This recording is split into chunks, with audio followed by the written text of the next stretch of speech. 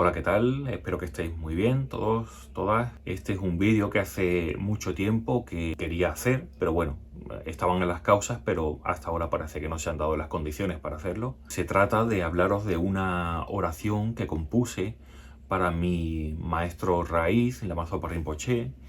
Es una oración que se incluye en este libro, es un libro que escribí hace unos pocos años, Budismo tibetano desde cero. Y de hecho es lo último que aparece como para ya cerrar el contenido del libro, es la súplica de corazón al precioso Guru. Es una oración que compuse aprovechando la visita de Rinpoché a Madrid en 2019 para la iniciación de Arya Citatapatra, y dice así. Súplica de corazón al precioso Guru. A ti, hijo del nacido del loto, que escucha con atención la voz de los conquistadores y sostienes sobre la coronilla la sublime vasija del néctar vertido por el rey de los Shakyas, te pido que por favor escuches el ruego de este náufrago a la deriva. Que todos sus nobles deseos, digno de alabanza, inequívoco, incomparable y siempre hábil, perfecto Gurú Kyabje Lamazopa Rinpoché, se hagan realidad en este mismo instante. Que cada paso tuyo destruya por completo las cadenas y grilletes de incontables seres de los tormentos de Avicii. Que con tan solo abrir tu boca para hablar, colmes todo anhelo de los seres ávidos que lamentan. Que por unir tus manos ante el hijo del juvenil destructor, los estúpidos temerosos olviden toda inquietud. Que tu mera presencia levante sobre los bípedos el insoportable yugo de la búsqueda infructuosa. Que tu impoluta conducta sea vista por los envidiosos, dejando caer al instante sus hachas. Que alzando tu inquebrantable gesto, los plácidos ociosos atiendan a la doctrina, y bajo tu refulgente diligencia, que los viajeros descansen su carga alejándose de oscuros destinos. Disponiendo a tus pies de loto, no sin torpeza, nubes de joyas ingentes como el monte Meru, yo te suplico, virtuoso compañero, por favor, por favor, por favor, permanece siempre a nuestro lado.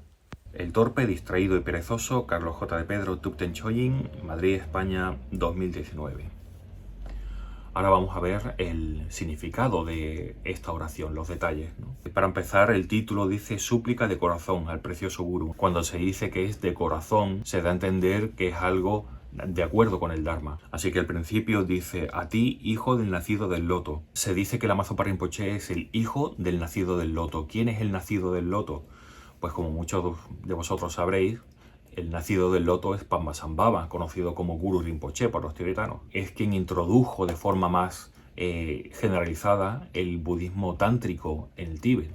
Es el responsable de que Tíbet pasara de ser un país budista en términos generales a ser un país practicante del budismo tántrico. Cuando se dice que Lamazopa Rinpoché es hijo del Padmasambhava, se da a entender que sigue su linaje, directa o indirectamente, es un estudiante, un discípulo de Padmasambhava, tal como realmente somos todos los budistas tibetanos, porque si no fuera por Padmasambhava, el budismo tibetano tal y como lo conocemos no existiría realmente. A continuación se dice que escuchas con atención la voz de los conquistadores. Se refiere a que presta atención a las enseñanzas de los seres nobles, de los seres realizados, los seres Arya, los bodhisattvas, budas y demás. Cuando aprendemos el Dharma, existe un proceso de aprendizaje y puesta en práctica del Dharma, que es primero escuchar las enseñanzas, luego reflexionar sobre ellas y luego meditar en ellas, asimilándolas en nuestra propia mente. Cuando se dice que escuchas con atención la voz de los conquistadores, se refiere a eso, a que se presta atención a lo que dicen los budas y bodhisattvas, los seres realizados, los seres nobles. En la siguiente línea dice que sostiene sobre la coronilla la sublime vasija del néctar vertido por el rey de los Shakyas. Sostener sobre la coronilla se refiere a que haces postraciones. Quienes somos budistas hacemos postraciones y nos llevamos a la coronilla los textos sagrados, por ejemplo, o las imágenes que consideramos santas o de seres santos, y a nuestros maestros en general. Así que cuando se dice que sostiene sobre la coronilla la sublime vasija del néctar, esa sublime vasija del néctar se refiere a la enseñanza del Buda, al Dharma mismo, ¿okay? El Buda Shakyamuni lleva en su mano izquierda una vasija llena de néctar, que también lo podemos ver, por ejemplo, en Sangyamela, el Buda de la medicina, y distintos otros Budas.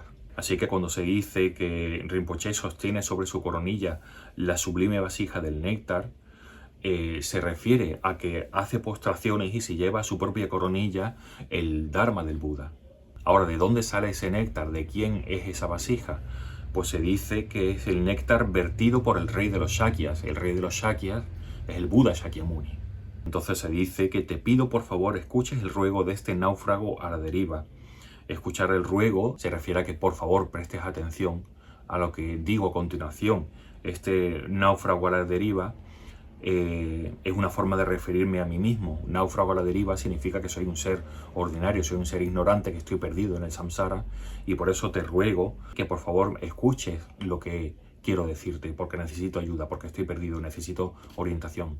Entonces la súplica en sí comienza diciendo que todos tus nobles deseos se refiere a todos tus deseos relacionados con el Dharma, todo lo que tú deseas, todo lo que tú quieres, todo lo que tú anhelas, que sea acorde con el Dharma, se haga realidad en este mismo instante, dice al final de la frase. En medio de la frase se llama a Rinpoche digno de alabanza, inequívoco, incomparable y siempre hábil.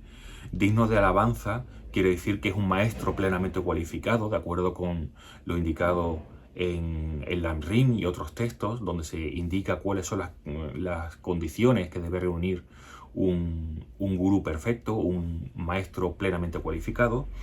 Así que se le llama digno de alabanza, porque se corresponde con cuáles son esas cualidades de un maestro perfecto. Inequívoco, se le llama inequívoco porque su enseñanza es perfecta, no tiene ningún tipo de error. Si Rinpoche enseña algo y consideramos que hay algún tipo de error, algo que está equivocado, algo que no es acorde con el Dharma, se debe a las limitaciones que tiene nuestra propia mente como discípulos, como estudiantes, debido a nuestros engaños. Y es por eso que a veces podemos interpretar que la enseñanza no es del todo correcta cuando viene de Rinpoche o cuando viene de distintos otros maestros. Eso se debe a esa limitación kármica que tenemos por nuestra parte. Sin embargo, por su parte, por parte del gurú, la enseñanza es siempre inequívoca, es exactamente acorde a lo que enseñaba Buda Shakyamuni. El tercer apelativo es incomparable. ¿Por qué es Rinpoche incomparable? Porque es, en este caso, mi propio maestro raíz, es mi maestro principal, mi gurú raíz, que se dice, y por tanto es incomparable a el resto de maestros. Por supuesto que la enseñanza de todos los maestros plenamente cualificados es una enseñanza también perfecta, pero él es mi maestro principal por encima de los demás maestros. Digamos que brilla con luz propia por encima de los demás maestros que tengo.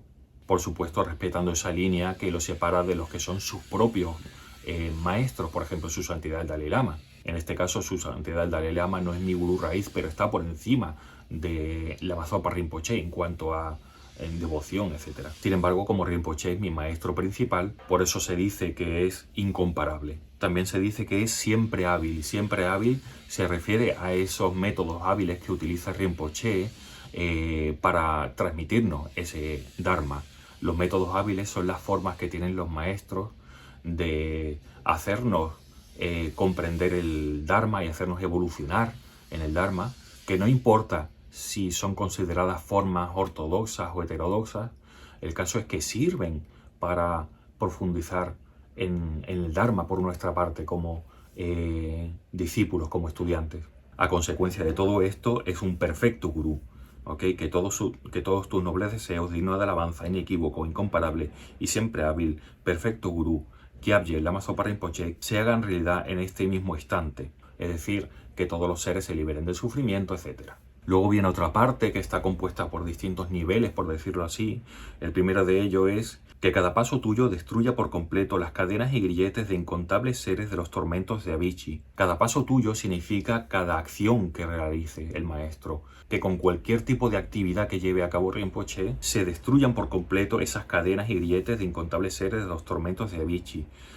¿Quiénes son esos seres incontables? Se dice que de los 6 reinos del samsara, el que cuenta con un mayor número de seres es el reino de los infiernos.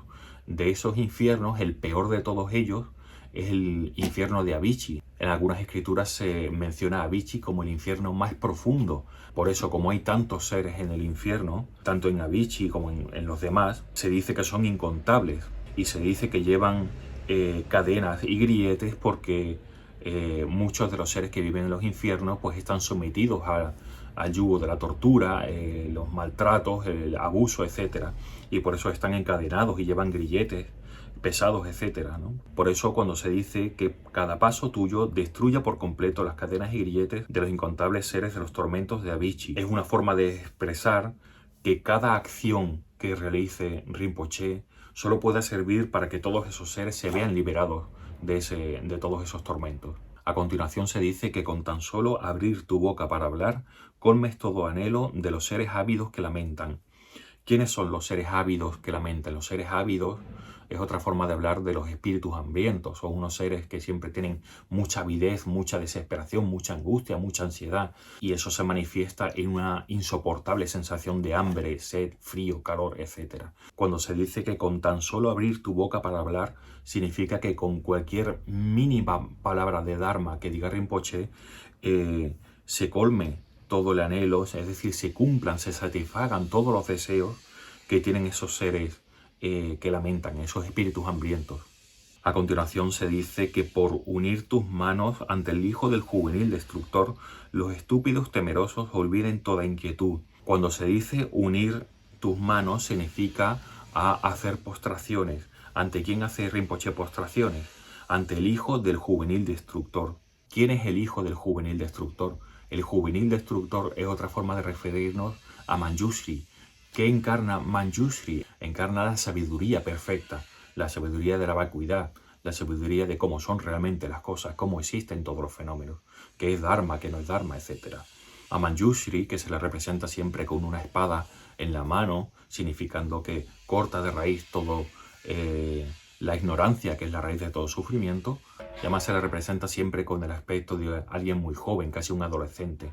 Por eso se dice que es el juvenil destructor. Cuando estoy diciendo que Rinpoché une sus manos ante el hijo del juvenil destructor, se refiere a que Rinpoché se postra a los pies del Buda Shakyamuni, porque el Buda Shakyamuni obedece, digamos, a todo ese fundamento del Dharma, que es esa sabiduría de Manjushri. ¿Qué es lo que se ruega cuando se pide a Rinpoché que por unir sus manos ante el hijo del juvenil destructor, los estúpidos temerosos olviden toda inquietud?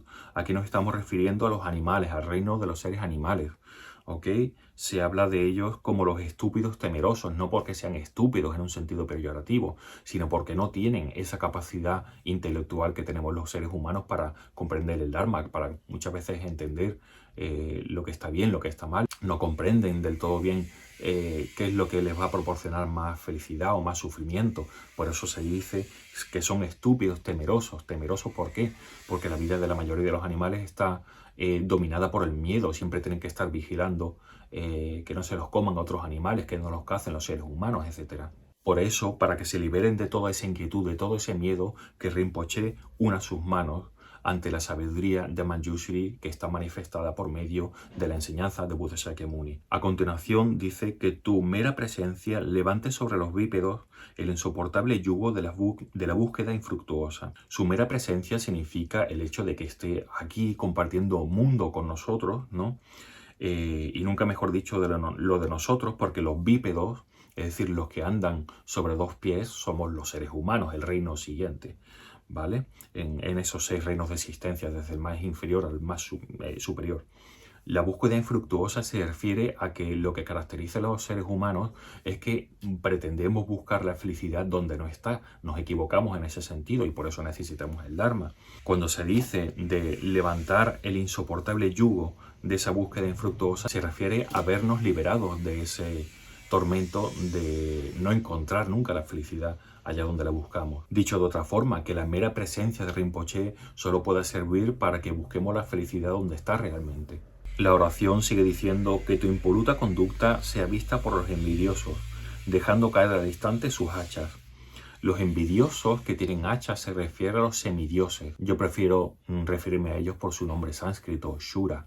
Cuando hablo de su impoluta conducta, me refiero a que mantiene perfectamente todos sus votos, compromisos y demás, y mantiene una conducta ética de forma perfecta. Y eso inspira el deseo de que los envidiosos, que es una característica de los semidioses, dejen caer sus hachas. Iconográficamente están siempre utilizando hachas para cortar un árbol. Ese árbol es lo que les separa del mundo de los dioses que sí han llegado a esa máxima felicidad posible dentro del samsara. Así que esto se refiere al deseo que se tiene de que los envidiosos, es decir, los semidioses, dejen caer sus hachas y dejen de preocuparse por la envidia y ser dominados por esa envidia que tienen por los demás seres que sufren menos que ellos, y en cambio atiendan al Dharma. Finalmente se refiere al sexto mundo dentro del samsara y dice que alzando tu inquebrantable gesto los plácidos ociosos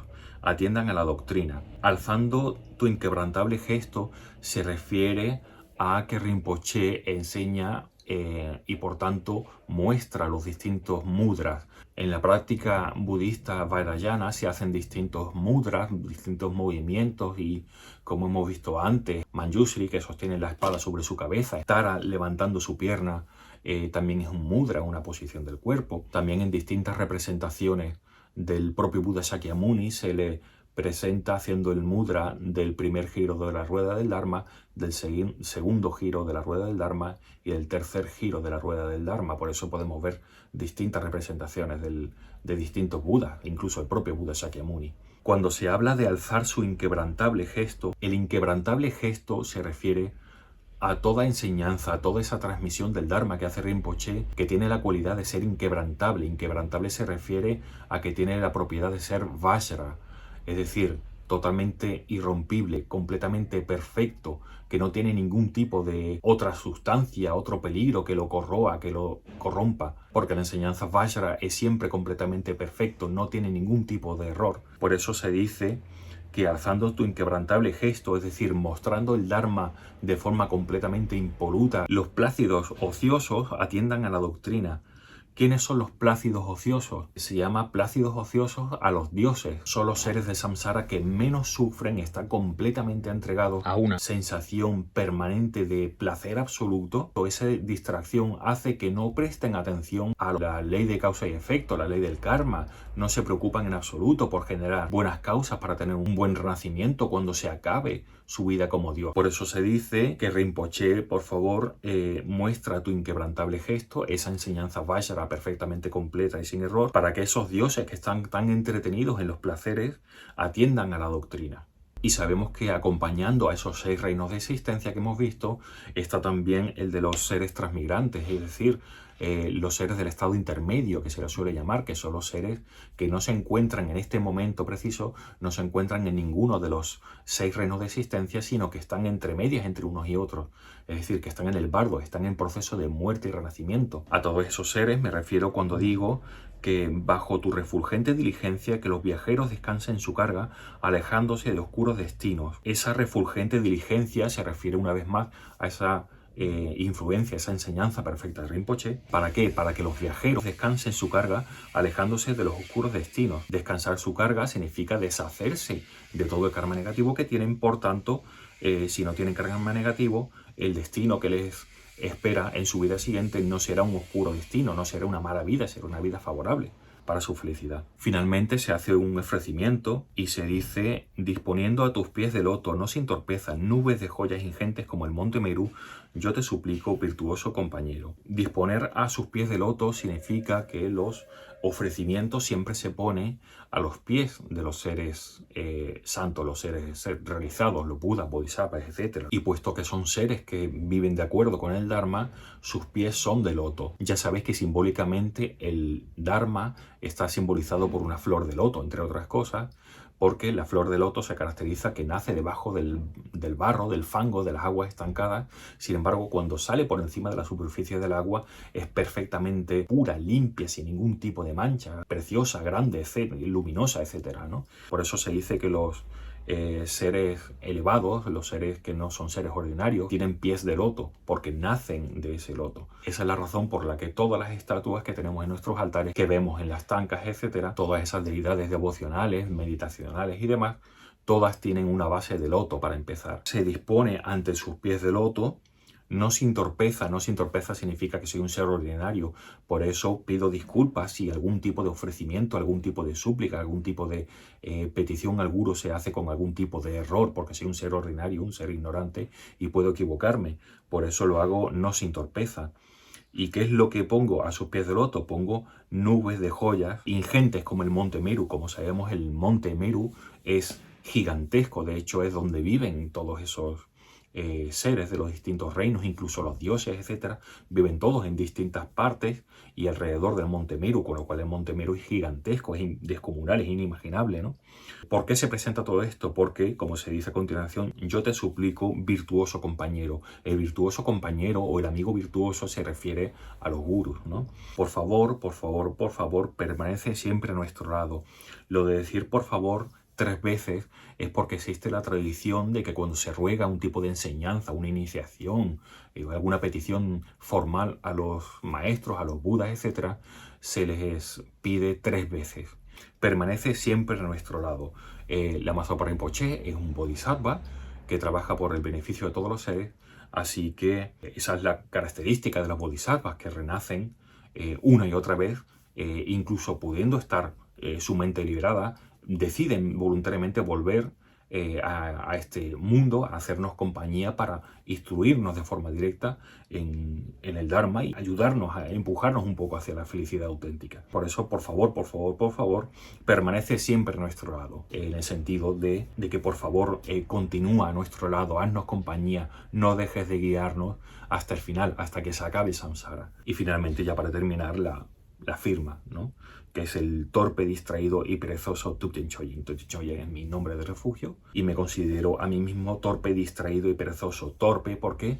Porque, como digo, soy un ser ordinario, no tengo sabiduría, así que soy torpe, cometo errores, lo reconozco. También soy un ser distraído, precisamente porque no tengo esa estabilidad mental del shamatha, del samadhi. Por lo tanto, soy un ser, aparte de torpe y ignorante, soy distraído. Si soy un ser ignorante y distraído, es natural que también sea lo siguiente que se dice, que es perezoso. No me di cuenta de la urgencia que hay a la hora de practicar el Dharma y por tanto no lo practico de forma tan diligente como debiera, porque como soy torpe, distraído y perezoso, no comprendo el auténtico valor del Dharma, no me di cuenta en este momento todavía de lo inmensamente valioso que es y por tanto no lo practico como debería y soy muy perezoso.